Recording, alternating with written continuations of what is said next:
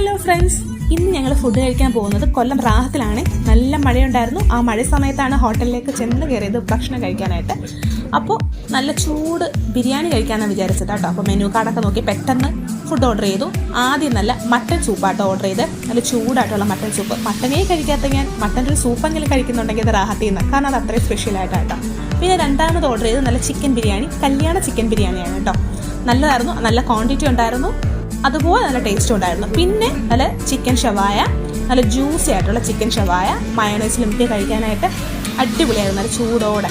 പിന്നെ ഒരു egg fried റൈസും പറഞ്ഞു, അതും നല്ലതായിരുന്നു. അതൊക്കെ ഞങ്ങൾ അവിടെ നിന്ന് കഴിച്ചിട്ട് കാലിയാക്കിയിട്ട് പെട്ടെന്ന് അവിടെ നിന്ന് ഇറങ്ങി. അവിടുത്തെ ഒരു കസ്റ്റമർ സർവീസ് നമ്മൾ പറഞ്ഞറിയിക്കേണ്ട കാര്യം കേട്ടോ, നല്ല സർവീസാണ് ഇവിടുത്തെ.